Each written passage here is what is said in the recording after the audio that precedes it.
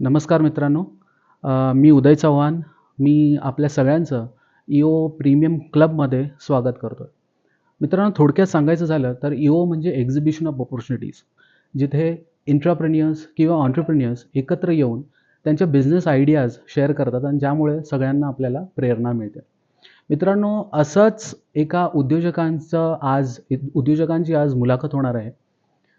ठाणे कळवा येथील संतोष पाटणे सर, जे वेद मोटर्सचे सर्वेसर्वा आहेत, त्यांच्याबद्दल आपण जास्त जाणून घेण्याचा प्रयत्न करणार आहोत. त्यांचे जे पूर्ण जीवन आहे ते आपण अनुभवण्याचा आज आपण प्रयत्न करणार आहोत. 21व्या वर्षापासून त्यांनी सुरुवात केली त्यांच्या कामाला. म्हणजे आधी ड्रायव्हर म्हणू नका किंवा हमाली म्हणू नका, अशा छोट्या-छोट्या कामांपासून त्यांनी त्यांची सुरुवात केली आणि आता गेल्या 3 वर्षापासून ते टू व्हीलर क्षेत्रामध्ये, two wheeler sales and servicing या क्षेत्रामध्ये ते यशस्वीरित्या त्यांचा व्यवसाय करत आहेत. त्यांच्याबद्दल जाणून घेऊया. थँक यू संत सर, तुम्ही इथे आल्याबद्दल. पहिला प्रश्न माझा तुम्हाला असा असेल, की तुम्ही जी सुरुवात केली वेद मोटर्सची, तो प्रवास कसा होता? तुम्हाला कुठल्या आव्हानांचा सामना करावा लागला? त्याबद्दल थोडंफार सांगू शकाल का? धन्यवाद उदय सर. मला बोलण्याची संधी दिल्याबद्दल खूप खूप आभार. मित्रांनो, वेद मोटर्स चालू केलं 21 ऑक्टोबर 2021 मध्येच. आणि प्रेरणा म्हणजे वेद मोटर्स चालू करण्याच्या पाठीमागचं आमचं जी प्रेरणा होती ती म्हणजे सर्वात महत्त्वाचं म्हणजे मला आवड होती. त्या क्षेत्रातली आवड होती. ऑटोमोबाईल क्षेत्रातली आवड होती. मी सहज एक असं टू व्हीलर जाताना ना, त्याची चालू होत नव्हती गाडी आणि बिचारा खूप त्रास झाला त्याला. ती चालू होत नव्हती. मला ती कुठेतरी हृदयापर्यंत लागलं. मी असा विचार केला, की जे टू व्हीलर चालवतायत त्यांना कशा पद्धतीनं चांगली सर्व्हिस देता येईल किंवा त्यांचे जे प्रॉब्लेम्स आहेत ते मला कसं सॉल्व्ह करता येईल. तर त्याच्यावरती विचार करून मी असं विचार केलं, जर आपणच ह्याचं सोल्युशन जर समाजामध्ये केलं, की नक्की काय असतं, की टू व्हीलर चालवताना कोणत्या-कोणत्या अडचणी येतात लोकांना आणि त्यांना खूप त्रास सहन करावा लागतो. मग त्याचं माझी प्रेरणा म्हणजे ती होती नक्की. आणि चालू करायचं म्हटल्यानंतर होतं सगळं पैशाचं आयोजन, टाईमचं नियोजन. तर आपल्या मिरावडोमध्ये आपले मिस्टर प्रशांत तांबरे हे आमचे फायनान्शियल प्लॅनर आहेत. त्यांनी खूप चांगल्या पद्धतीनं समजावलं, की तुम्ही जर एखाद्या क्षेत्रामध्ये उतरायचं असेल तुम्हाला, तर त्याचं बॅकग्राऊंड तुम्ही पहिलं तपासा.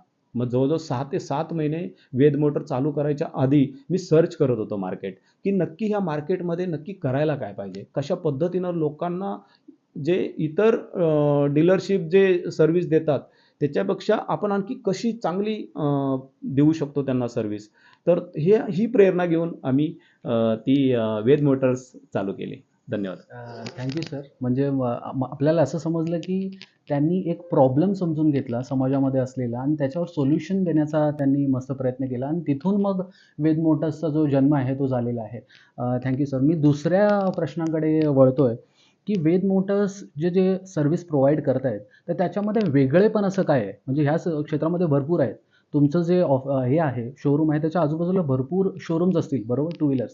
पण तुमच्याकडेच अशी गर्दी का असते? तर तुमच्याकडे असं वेगळेपण का आहे? त्याबद्दल थोडंसं काही बोलू शकता का? खूप चांगला प्रश्न विचारला उदय सर तुम्ही. इतर डीलर्समध्ये आणि वेद मोटर्समध्ये डिफरन्स काय आहे? खूप चांगला प्रश्न विचारला. वेद मोटर्स सर्वात महत्त्वाचं म्हणजे येणाऱ्या जो ग्राहक आहे ना, त्या ग्राहकाला राजा समजतो. आमचा देव समजतो आणि मग आपण एखाद्या राजाबरोबर किंवा देवाबरोबर कसे व्यवहार करतो? उत्तमच करतो. वेद मोटरचं पहिलं उद्दिष्ट ते आहे, की येणारा प्रत्येक ग्राहक हा आमचा राजा आहे आणि राजाला जशी ट्रीट केली जाते तशी केली जाते. त्याच्याही पुढं जाऊन वेगळंपण म्हणजे वेद मोटर्समध्ये जी-पी-एस ट्रॅकरपासून आम्ही जर गाडी तुम्हाला विकली, तर त्या गाडीची तुम्हाला लाईफटाईम कशा पद्धतीनं तुम्ही तिला सांभाळू शकता. फक्त गाडी विकणंच एवढं आमचं काम नाही, तर त्याला त्या ग्राहकाला 15 वर्ष, किमान 15 वर्ष तरी ती गाडी कशी चांगल्या पद्धतीनं ती मेंटेन ठेवू शकतो, याची एम-सी आम्ही गाडीच्या सुरुवातीलाच देऊन टाकतो. आयुष्यभर त्या गाडीची देखभाल आम्ही करू. हे वेगळंपण आहे.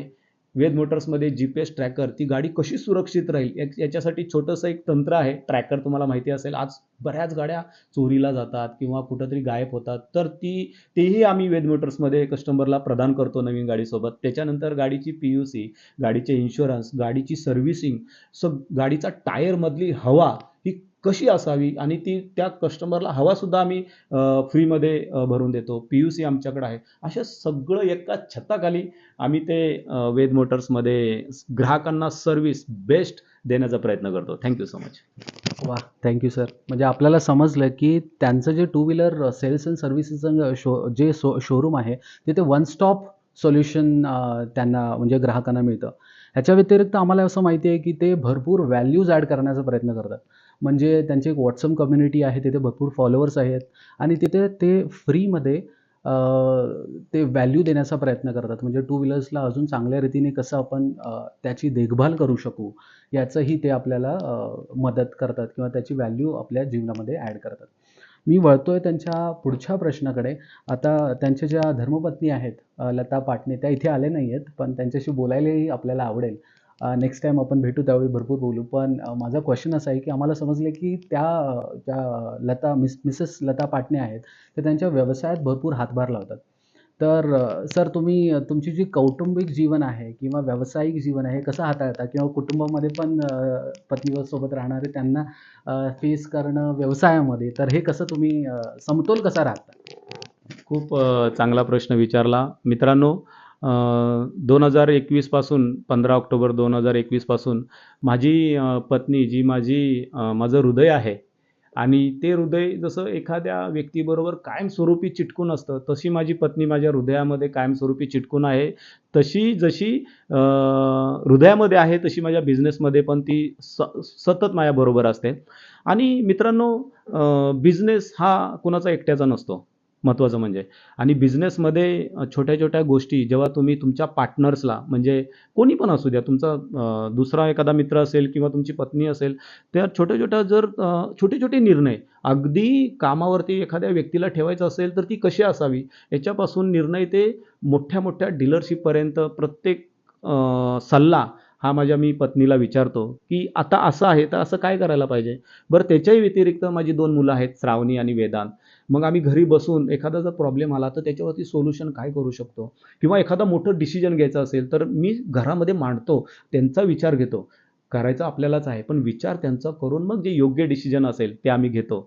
बिझनेसमधील सर्वात मोठं योगदान म्हणजे माझ्या पत्नीचं आहे आणि तिला विचारल्याशिवाय आम्ही कोणताही डिसिजन एकटा घेऊ शकत नाही. एकटा घेत पण नाही. Thank you so much. अरे वाह! म्हणजे आम्हाला समजलं की त्यांच्या ज्या पत्नी आहेत, ते त्यांच्या बॅकबोन आहेत असं आपण म्हणू शकतो किंवा मोटर्सचे एक बॅकबोन, एक सपोर्टर आहेत असं आपण म्हणू शकतो. मी लगेचच नेक्स्ट क्वेश्चनकडे वळतोय, की आता जे ट्रेंड आहे मार्केटमध्ये, जी इंडस्ट्री चालू आहे, की इलेक्ट्रिक व्हेइकल्स बरोबर, हे जरा जास्त प्रमाणात विकल्या जात आहेत किंवा त्यांचा ट्रेंड आहे. तर त्याला बघता तुमचा काही भविष्यातील काही योजना आहेत का? खूपच छान. मी तर म्हणतो धरती मातेचं वरदान. खरंच इलेक्ट्रिक टू व्हीलर की पोल्युशन 0%. आणि आज जर आपल्याला मोकळा श्वास घ्यायचा असेल ना, तर आपल्याला इलेक्ट्रिक गाड्यांचा यूज केला पाहिजे मित्रांनो. कारण इलेक्ट्रिक गाडी खूप फायदेमंद आहे. तुम्ही जर पेट्रोल गाडी प्रत्येक किलोमीटरला ₹3 पडत असेल, तर इलेक्ट्रिक गाडी एक 10 ते 12 पैशाला पर किलोमीटर पडते. आणि धरती मातेचं वरदान, पोल्युशन एकदम बंद. आणि आपल्या वेद मोटर्समध्ये हा संकल्प घेऊन, की धरती मातेला पण आपण वंदन कसं करू शकतो? तर काही प्रमाणात आपण त्याचा हातभार लावू शकतो धरती मातेला. आणि लोकांना मी सजेस्ट करतो, की पण इलेक्ट्रिक गाडी जर सर्व्हिस ज्या ठिकाणी बेस्ट असेल, त्याच ठिकाणी तुम्ही इलेक्ट्रिक गाडी घ्या. आणि वेद मोटर्सने स्पेशल पहिली सर्व्हिस सेंटर उभं केलं. इलेक्ट्रिक गाड्यांचं सर्व्हिस सेंटर उभं केलं, की लोकांना त्रास नाही झाला पाहिजे. आणि नंतर आम्ही इलेक्ट्रिक गाड्या विकायला लागलो. सगळे स्पेअर पार्ट इलेक्ट्रिक गाड्याचे आमच्या वेद मोटर्समध्ये आहेत. आणि हा सल्ला देऊ शकतो. धरती मातेला जर वाचवायचं असेल तुम्हाला, तर इलेक्ट्रिक गाडी यूज करा. Thank you. ग्रेट. म्हणजे हे शिकण्यासारखं आहे, की इलेक्ट्रिक व्हेइकलचं त्यांनी आधीचंच फ्युचरमधलं जे हे आहे की काय असणार आहे, त्याचे प्रॉब्लेम्स भविष्यातले काय असणार आहेत आणि त्याच्यावर आधीपासूनच उपाययोजना आपण काय करायची ते ऑलरेडी रेडी आहेत आणि म्हणूनच ते यशस्वी उद्योजक आहेत असं म्हणता येईल. पुढच्या प्रश्नाकडे वळतोय की संतोष सर, तुम्ही ज्यावेळी डिलिव्हर करता एखादी नवीन गाडी किंवा सर्व्हिसिंग करता, त्यावेळी गुणवत्ता जी आहे टू व्हीलरची, ती कशी, त्याची खात्री तुम्ही कशी स्वतःहून करून घेता? नक्कीच जी एखादी गाडी आम्ही ज्यावेळेस सेल करतो, तर त्या गाडी अ, अ, ग्राहकाला मी सांगतो, "दादा, तुम्ही जर तिला सांभाळली, तर ती तुम्हाला सांभाळेल. फक्त गाडी विकणंच एवढंच वेद मोटरचं काम नाही, तर त्या गाडीला आयुष्यभर ती गाडी ग्राहकाला कशी साथ देईल, त्यासाठी छोट्या-छोट्या टिप्स असतात. अगदी छोट्या-छोट्या टिप्स त्या ग्राहकाला आम्ही समजावतो आणि तशा पद्धतीनं जर तुम्ही गाडी सांभाळली, तर नक्कीच तुमची गाडी तुम्हाला आयुष्यभर साथ देईल." अशी एक आम्ही वेद मोटरकडून ग्राहकाला समजवण्याचा प्रयत्न करतो. वाव! माझा पुढचा प्रश्न आहे सर, की तुम्ही आता एक यशस्वी उद्योजक आहात, तर या प्रवासामध्ये अ, तुम्ही काही शिकला, तर त्याच्याबद्दल काही तुम्ही सांगू शकता का? काही महत्त्वाचा धडा किंवा आता जे नवोदित उद्योजक आहेत, टू व्हीलर क्षेत्रातच आपण बोलूया, की जे नवीन येणारे उद्योजक आहेत, त्यांच्यासाठी तुमचा काही सल्ला असा आहे का? नक्कीच मित्रांनो, प्रत्येक बिझनेसमॅन किंवा जेव्हा एखादा टू व्हीलर विक्रेता निर्माण होतो, तेव्हा प्रत्येकानं विचार केला पाहिजे, की सर्वात महत्त्वाचा उद्देश ग्राहकाचं समाधान. तुमचा यशाचा पाया कोणता असेल, तर ग्राहकाबरोबर तुमचं कम्युनिकेशन आणि ग्राहकाला तुम्ही देव माना. राजा राजा समजून जर त्याच्याबरोबर तुम्ही बिझनेस केला किंवा व्यवसाय केला, तर नक्कीच एक मोठा उद्योजक तुम्हाला बनेल आणि ग्राहकांच्या समस्या समजून घ्या. आपला फायदा आहे म्हणून त्याला गाडी विकणं हा न ठेवता, त्याचा फायदा किती पटीनं चांगला होईल, हा उद्देश ठेवून जर तुम्ही त्यांना गाडी विकली, तर नक्कीच तुमचा बिझनेस यशस्वी होईल. वॉव! Great sir. म्हणजे असं आपल्याला कळालं, की त्यांचं यशस्वी व्यावसायिक होण्याचं गमक जर समजलं, तर ग्राहक हा राजा आहे असं समजून त्यांना ती सर्व्हिस देणं, हे यशाचं गमक आहे असं मला वाटतं. मी शेवटच्या प्रश्नाकडे तुमच्याकडे वळतोय, की आपल्या सगळ्यांना माहिती आहे, की ई-ओ प्रीमियम क्लबचा आपल्या व्यवसायाला किती महत्त्वाचा, म्हणजे किती आपल्याला त्याचा फायदा झाला आहे. तर तो कसा फायदा झाला? तुमचा प्रवास कसा होता या पूर्ण जर्नीमध्ये ई-ओ प्रीमियम क्लबमध्ये? ते तुम्ही थोडंफार सांगू शकाल का? आणि जे श्रोते आहेत, तुमचे फॉलोअर्स आहेत WhatsApp कम्युनिटीमध्ये किंवा भरपूर सगळीकडे जे Facebookवर आहेत, Instagramवर तुम्हाला फॉलो करतात. तर त्यांना काही तुम्हाला सल्ला द्यायचा आहे का? सर्वात महत्त्वाचं म्हणजे ई-ओ-ओ हा जो आमचा प्रीमियम क्लब आहे. खरंच माझं मी नशीब समजतो. ग्रेटफुल, मी भाग्यशाली समजतो, की अशी ई-ओमधील जे बिझनेसमॅन आहेत, ते मला मिळाले. त्यांची साथ मिळाली. मित्रांनो, जशी संगत तशी रंगत.